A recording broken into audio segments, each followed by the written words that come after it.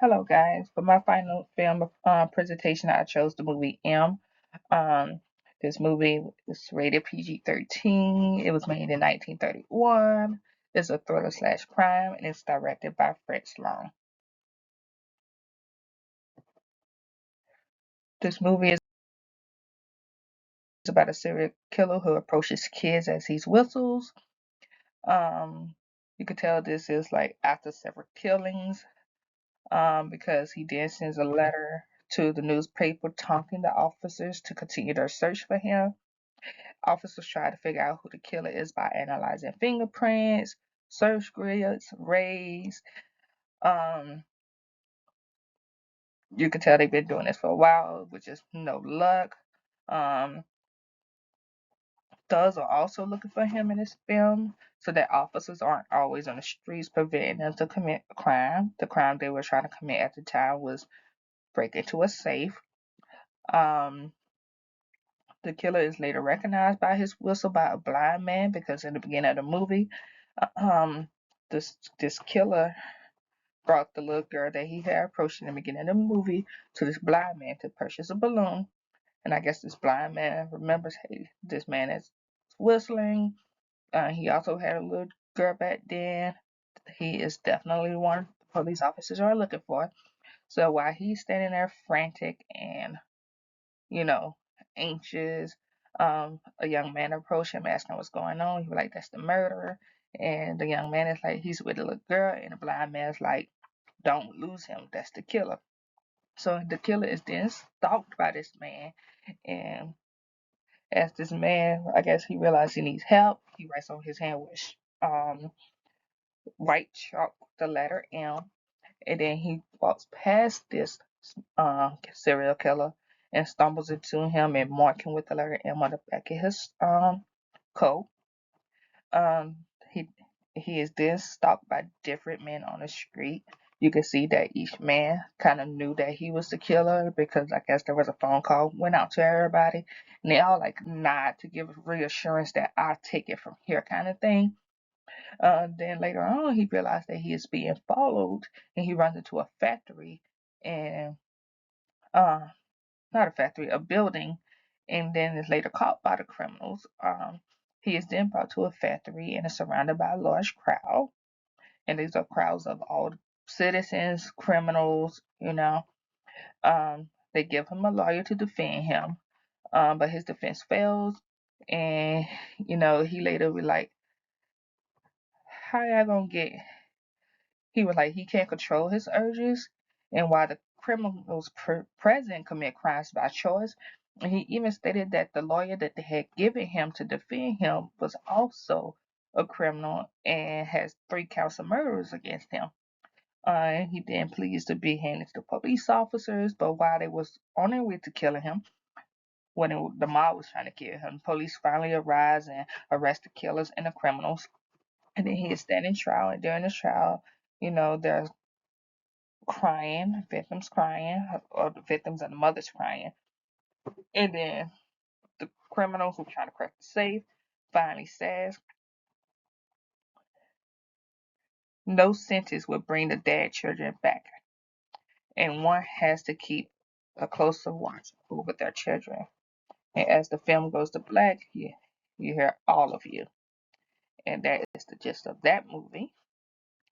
Um, Evaluating the film, um, I felt like this film was to bring awareness for missing and murderous kids. It brought about mental illness because of the serial killer, in my opinion.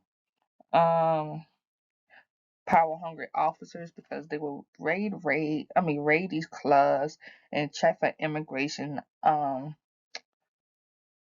passport paperwork and stuff like that. It was just like they were doing, in my opinion, a little too much in fear.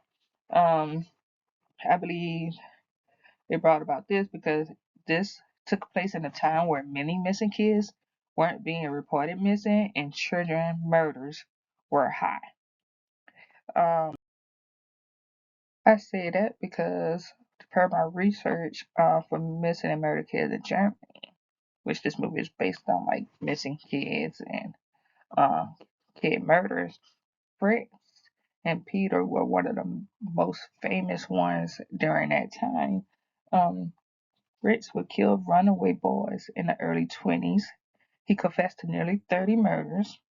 Um, his nickname was the Bush of Hangover or the Vampire of Hangover, and he killed nearly 27 boys. Um, Peter, he was the Vampire of Dusseldorf. He killed 9 people, mostly children, and he attempted many more who escaped. Um, he would brutally torture his victims, getting the name vampire because he drank their blood from their wounds. Fritz was also named Vampire of Handover because he would give his victims love bites that went through their windpipe. So yeah, I don't think it's a coincidence that this movie was made right after these murders and these serial killers. So I really do believe that this movie was meant to bring like awareness, like of the fact that the numbers are going high for like murder kits over in Germany. Um, for me, the acting in this movie was very dramatic and theatrical. The facial expressions, like the buck eyes or the overly dramatic anger that they would show, their body language, the way they were moving. For me, the killer, in my perspective, was very childlike. Um, and had what seems to be like some type of mental issues, and that's probably where he get that childlike mentality from. Um, the officers in this film, they were very authoritative. They overacted their roles, like and then the citizens, they're acting to me enacted fear because knowing that there was a child murderer out, they would claim anybody on the street who was just randomly talking to a child, you must be the murderer. You have to be the murderer. Why are you talking to the child? And then you see the mob react to that person who is being accused of being the killer. So they have very mob-like behavior. Um, the sound in this film, um, one was the off-scene suspense of the killer whistling, which I found the tune of that whistling to be in the Hall of the Mountain King. And he would whistle this before he appeared on screen. Fun fact is during my research, I found that the actor Peter Lorre, who played the murderer, he couldn't whistle. So the director did a whistling for the scenes for the movie for the killer, uh, which I find interesting.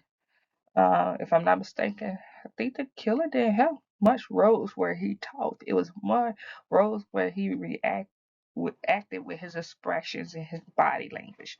Um, so that was interesting that he was able to get the role without being able to whistle because he didn't have many lines at all in this film. Um, then there was the children playing, and to me, I think that showed like the normalcy of life, the carefree life of having the kids outside playing without no worries, no fears, innocent. And then there's the silence of the film, which, per my research, I also discovered that this is the director's first film with sound. And there were a lot of silent scenes, but I don't think it was because this was his first scene with sound. I think it was to bring about tension, the suspense, to emphasize, you know, the violence in some scenes. Like for instance, the scenes will go silent and you just see empty space, or you see a ball rolling or a balloon on the telephone pole. And I think this was to illustrate the crime that the murderer had committed, the suspense that that child is no longer with us, or within the movie, missing dead. And then I think it was used to build the intensity, of the film as well. The genre for this one was thriller and crime. Um, in my opinion, I'm assuming this is because it was just an older film. It didn't really represent thriller crime. It was different from today's movies. When I think of thriller, I think of action scenes, suspense, high tension. You know, this movie was anything but. There weren't any action scenes besides maybe the underground bar club being raided by the officers. And even then, that wasn't like considered an action scene, in my opinion. Or him getting called, or the one who getting tortured in the scene. So that would make that aspects different. And the fact that this was supposed to be crime, um, they emphasized crime by doing the silence with the ball rolling or the balloon and stuff like that, as where today's shows that have crime or movies that have crime in it, you actually see um the murders, the blood, the the bodies after the crime is committed, the crime actually being committed. So that gave me a different outlook of how, their theater of crime back in the day different from our theater in crime, you know. Remake. This movie was actually remade in 1951. It was an American remake. Um, this version moves from the story from 1930 Brazil to post-war Los Angeles. There are some changes as in many remakes, but I think this one could just be just as good as the first. I plan to sit and watch this one as well. Although this the one that I did watch for this presentation was different in so many ways. Um, and I watched a lot of black and white movies, but I don't think I've actually watched Thriller. No, I take that back. If you ever seen Lord of the Flies, that is a good one. It's black and white with involving kids as well. Um, but if you're into like or interested in how movies were back in the day, I think M, which is obviously standing for murderer in a sense, was actually a good movie. And I would recommend anybody to watch it. And I would love to get you guys' feedback on it as well. Thank you guys for watching.